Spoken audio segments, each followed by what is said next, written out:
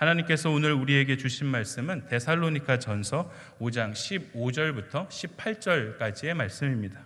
제가 갖고 있는 성경으로는 신약 성경 333면에 있습니다.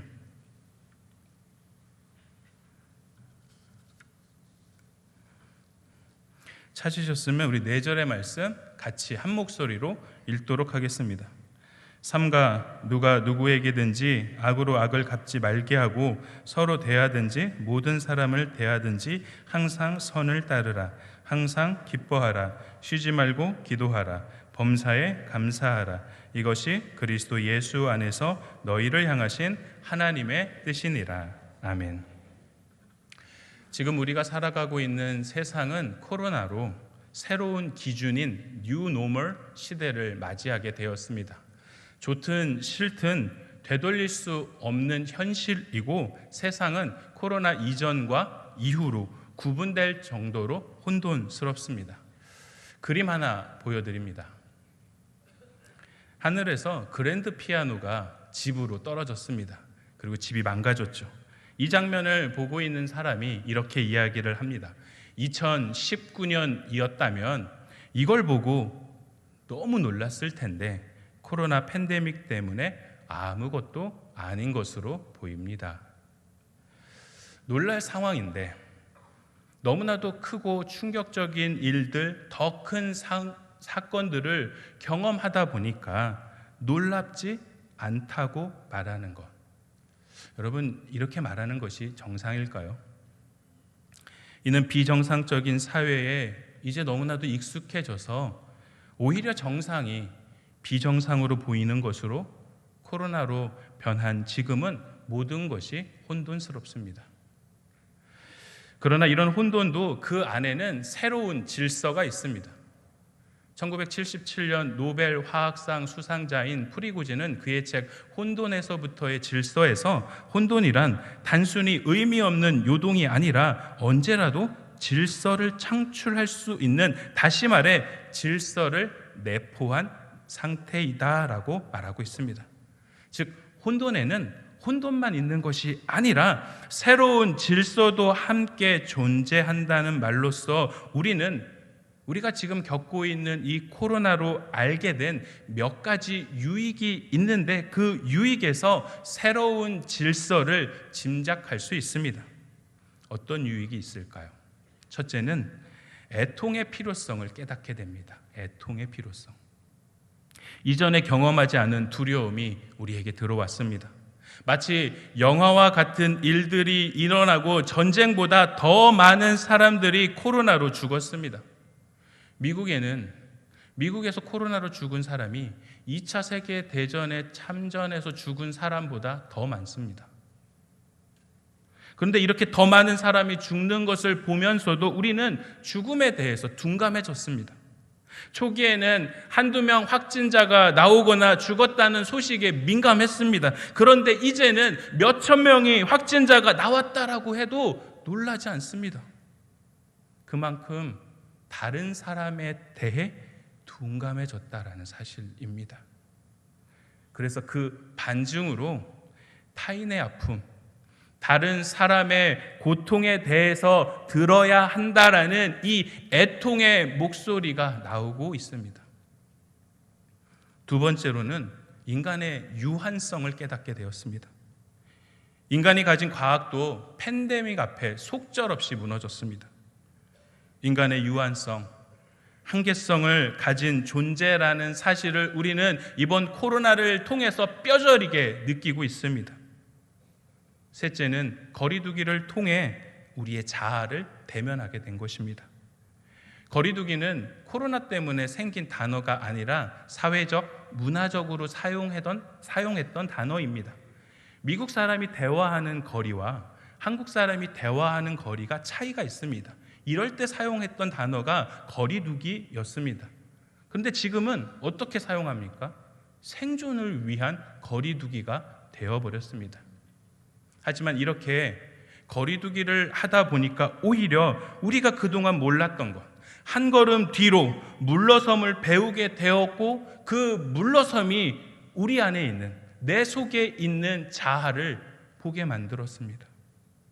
분주할 때는 몰랐는데 한 걸음 물러서니 자아를 보게 한 것이죠. 넷째는 진정한 관계성을 깨닫게 하였습니다.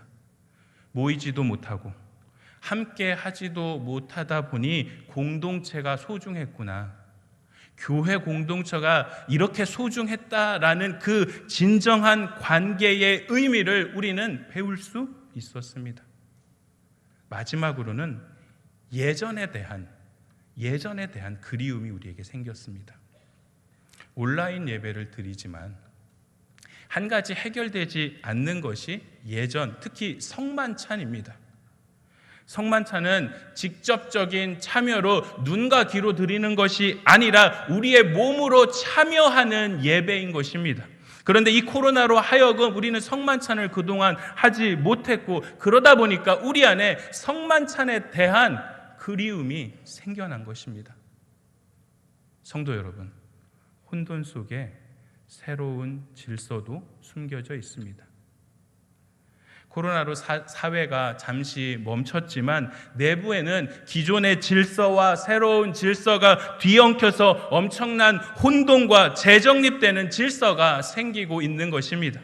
우리는 이런 질서를 인정하고 이 시대의 교회로서 우리가 회복해야 할 것이 무엇인지에 대해 발견할 수 있어야 합니다. 오늘 본문에 나오는 데살로니가 교회는 혼돈 속에서 질서를 찾은 교회입니다. 데살로니가 교회는 바울이 제2차 전도 여행 당시 빌립보 교회에 이어 두 번째로 개척한 교회입니다.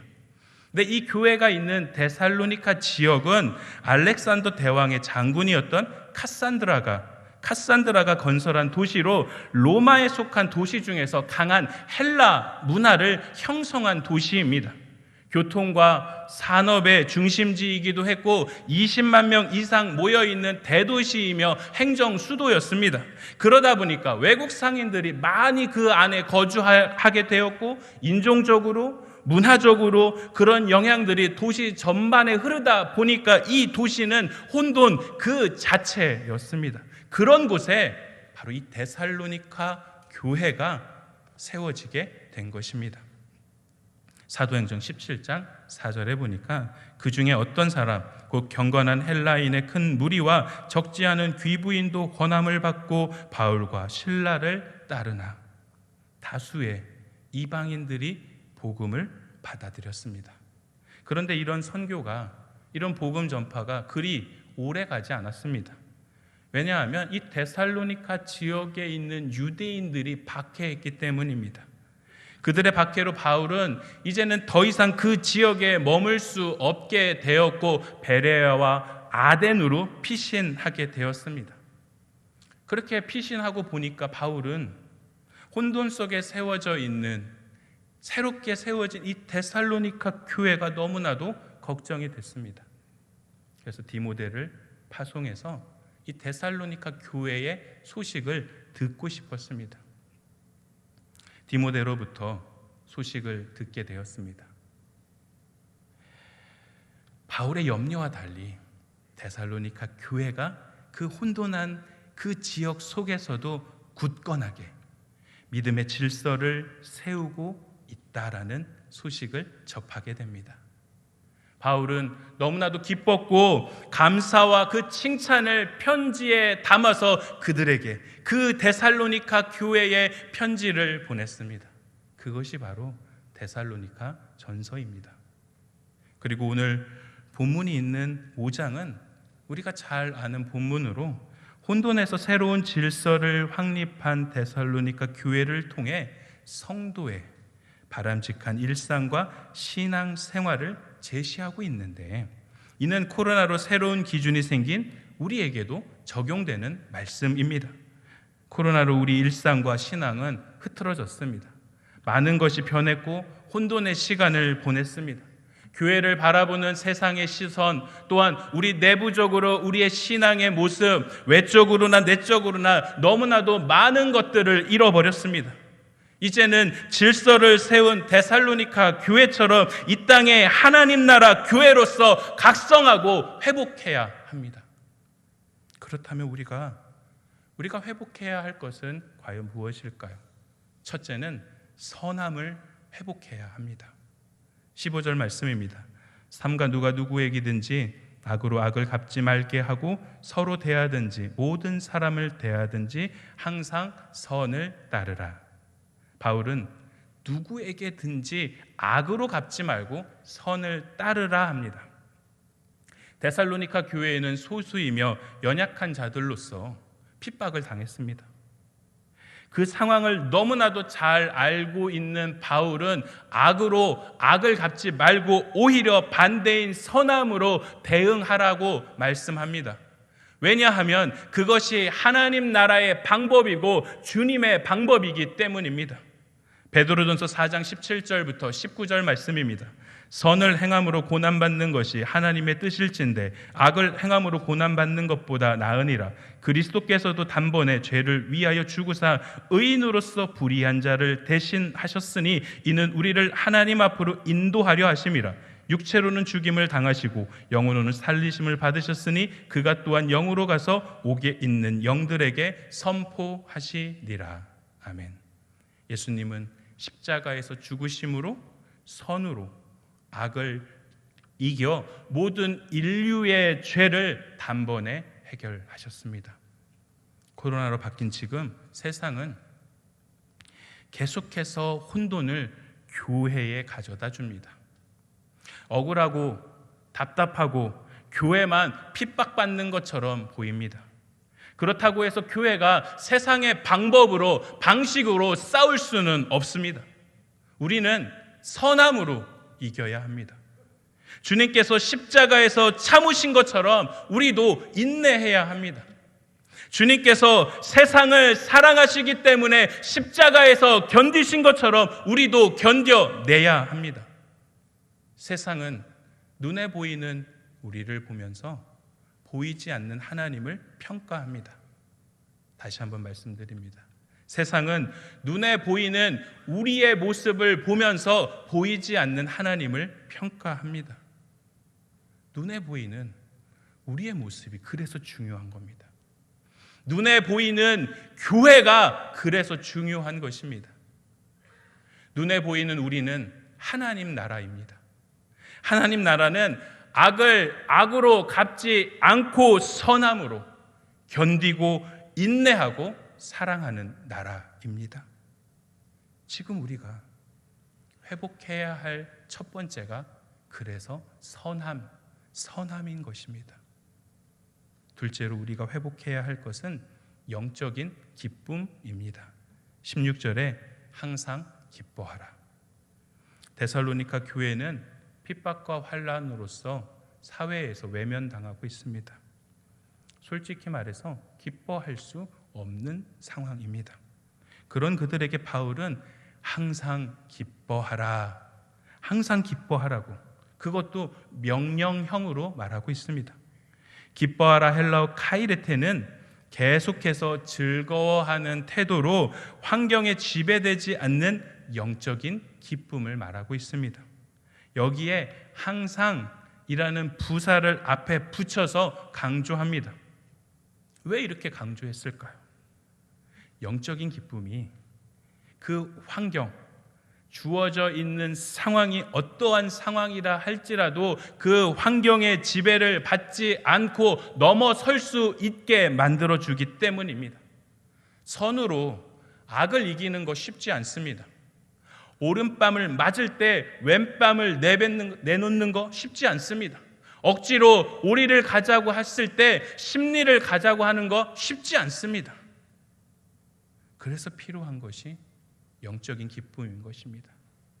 세상이 주는 기쁨은 오래가지 않습니다. 그러나 주님께서 저와 여러분에게 주시는 이 영적인 기쁨은 영원합니다. 그 영원한 기쁨이 환경에 지배되지 않고 우리가 하나님만을 바라볼 수 있게 만들어줍니다. 코로나로 우리는 이런 소중한 기쁨을 빼앗긴 것 같습니다. 이제는 이 영적인 기쁨을 다시 찾아야 합니다. 주님은 서술형으로 말씀하시지 않고 명령형으로 말씀하셨습니다. 부사인 항상까지 붙여서 강조하셨습니다. 항상은 모든 시간을 뜻합니다. 이것이 하나님의 가르침입니다. 다시 말해서 항상 이 기쁨은 선택이 아니라 명령이며 하나님의 기쁨인 것입니다. 이 하나님의 가르침은 어느 누구도 예외는 없습니다. 한동안 우리에게 좋은 명분이 하나 있었습니다. 코로나 때문에 못 가요. 코로나 끝나면 교회 나갈게요. 언제까지 코로나 뒤에 숨어 계시겠습니까? 언제까지 누군가를 탓하고만 계실 것입니까? 주님은 기쁨의 자리를 찾아 우리에게 회복할 것을 명령하십니다. 그러기에 그 주님의 명령에 아멘으로 순종하시는 저와 여러분 모두가 되기를 소망합니다. 셋째는 기도를 회복해야 합니다.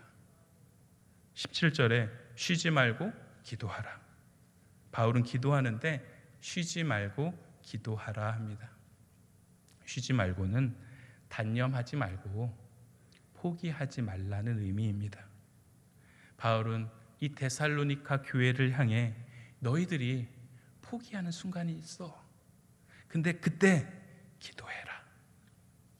너희들이 신앙생활을 단념하려고 하는 그런 순간이 있어. 그럴 때 기도하라는 것입니다. 왜 기도하라고 했을까요? 기도하다 보면 주의 은혜가 우리에게 임하게 되고 단념할 수 없도록 우리를 붙잡아 주기 때문입니다. 포기하려고 하는 그 순간 우리가 기도하면 우리가 포기하지 않도록 우리에게 힘과 용기를 주시기 때문입니다. 기도는 성도의 호흡입니다. 호흡은 생과 사의 갈림길입니다. 호흡을 하면 살아있는 것이고 호흡을 하지 않으면 죽은 것입니다. 살아있는 나무는 호흡할 때 성장합니다. 가을의 멋진 단풍도 호흡하지 않으면 볼 수 없습니다. 우리의 신앙도 성장해야 되는데 호흡이 멈춘 것 같습니다. 이제는 다시 호흡해야 합니다. 교회의 본질은 기도할 때 완성됩니다. 하나님 나라는 완벽한 계획, 뛰어난 목회자, 막대한 예산이 투자되어서 되는 나라가 아니라 기도할 때 완성되는 나라입니다. 주님도 기도하셨습니다. 기도하실 필요가 없는 분이 항상 기도하셨습니다. 기도를 통해 제자들에게 하나님 나라는 기도로 완성되는 것이야 라는 사실을 보여주시기 위해서 유혹에 예수님도 인간이기 때문에 유혹을 이기고 하나님의 아들의 정체성을 잃지 않기 위해서 기도하셨습니다. 성도 여러분, 은혜 받았다라고 해서 기도하지 않으면 그 은혜는 엉터리입니다. 구원받았다라고 해서 기도하지 않으면 그 구원은 어딘가 잘못된 것입니다. 교회 다니면서 기도를 게을리하면 그 믿음은 병든 것입니다. 예수님을 믿으면서 기도하지 않으면 생명을 유지할 수 없습니다. 하나님의 자녀는 기도할 때 살 수 있습니다. 하나님이 우리를 그렇게 만드셨습니다. 성도는 환경과 처지가 어떠하든지 포기하지 않고 기도합니다. 그러므로 우리 기도를 함으로 기도를 통해서 정체성 위기에 빠진 우리를 구원해내는 저와 여러분 모두가 되기를 소망합니다. 마지막으로 감사를 회복해야 합니다. 우리 18절 말씀 같이 읽도록 하겠습니다. 범사에 감사하라. 이것이 그리스도 예수 안에서 너희를 향하신 하나님의 뜻이니라. 아멘. 성도 여러분, 최근에 감사합니다 이렇게 말씀하신 적 언제이셨습니까? 우리도 모르는 사이에 감사를 상실해 버린 것 같습니다. 우리는 크고 기뻐할 일이 있을 때 그제서야 감사합니다. 감사합니다. 이렇게 이야기합니다. 그런데 오히려 감사는 자꾸 소소한 일에서 그 감사의 깊이를 더 느낄 수 있습니다. 또 다른 사진 한 장 보여드립니다. 이 사진은 작년 7월 26일 주일 아침 사진입니다. 그저 평범한 주일 아침의 사진이지만 저에게는 큰 기쁨으로 다가왔습니다. 왜냐하면 그 전주까지 코로나로 모든 것이 다 정지되었다가 이날 풀려서 성도들이 교회 버스를 타고 오는 사진인 겁니다. 코로나 전에는 너무나도 당연했습니다. 차량 운행하는 것이 당연했고 그 차에 성도들이 타고 교회 오는 것이 당연했습니다. 그런데 그 당연했던 것이 한동안 운행을 하지 못하고 성도들을 보지 못하다가 이날 성도들이 올라오는 장면을 보면서 제 입술에서 주님 감사합니다. 주님 감사합니다. 성도 여러분, 감사는 큰 것을 받아서 누려서 알게 되어서 아는 것이 아니라 작지만 바로 그 안에 담긴 감사의 깊이를 느낄 때 우리에게 울림이 있는 것입니다. 그 울림이 우리의 주어진 환경이 어렵다 할지라도 그 환경을 넘어설 수 있게 만들고 우리의 마음과 우리의 생각을 지키는 것입니다. 빌립보서 4장 6절부터 7절의 말씀, 우리가 잘 아는 말씀입니다. 우리 다 같이 힘있게 고백했으면 좋겠습니다. 아무것도 염려하지 말고 다만 모든 일에 기도와 간구로 너희 구할 것을 감사함으로 하나님께 아뢰라. 그리하면 모든 지각에 뛰어난 하나님의 평강이 그리스도 예수 안에서 너희 마음과 생각을 지키시리라. 아멘. 감사함으로 아뢰라고. 감사함으로 아랠 때 우리의 마음과 우리의 생각을 지키신다라고 말씀하십니다. 코로나로 평범한 일상이 얼마나 소중한지를 깨달았습니다. 애통과 인간의 유한성, 거리두기를 통한 우리의 대면, 관계성, 예전에 대한 그리움은 코로나 이전에는 생각하지도 않았던 것들이 이제는 일상과 신앙의 가장 나에게 있어서 소중한 가치가 되어버렸습니다. 우리는 이런 소중한 가치를 알게 하신 주님 앞에 감사할 수 있어야 합니다. 오늘 본문은 혼돈 속에서도 새로운 질서, 이 믿음의 질서를 찾은 데살로니가 교회를 통해 현재 우리가 회복해야 할 것은 무엇인지에 대해서 알려줍니다. 그리고 이것을 통해 가장 중요한 사실을 하나를 우리에게 알려주시는데 우리 15절 하반절부터 18절까지의 말씀을 다시 읽도록 하겠습니다. 항상 선을 따르라. 항상 기뻐하라. 쉬지 말고 기도하라. 범사에 감사하라. 이것이 그리스도 예수 안에서 너희를 향하신 하나님의 뜻이니라.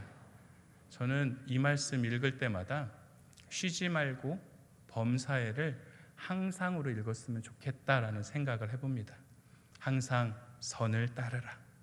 항상 기뻐하라. 항상 기도하라. 항상 감사하라. 이것이 그리스도 예수 안에서 너희를 향하신 하나님의 뜻이니라. 바로 이 네 가지를 통해서 우리에게 알려주는 것이 하나님의 뜻입니다. 여기서 말하는 하나님의 뜻은 거룩함으로 하나님의 목적, 하나님의 계획, 하나님의 비밀, 바로 하나님의 나라인 것입니다. 사랑하는 성도 여러분, 이제는 그 하나님과 하나님의 계획과 뜻에 우리가 응답할 때입니다. 그러기에 선함으로, 선한 행동으로 악을 이기십시오. 영적인 기쁨으로 여러분의 주어진 환경을 이겨내십시오. 기도의 호흡을 통해서 우리가 살아있다라는 것을 증명하시고 본질을 회복하십시오.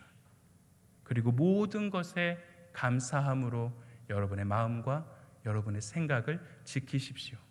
그럴 때에 하나님 나라가 우리에게 임하게 될 줄 믿습니다. 오늘은 추수감사주일입니다.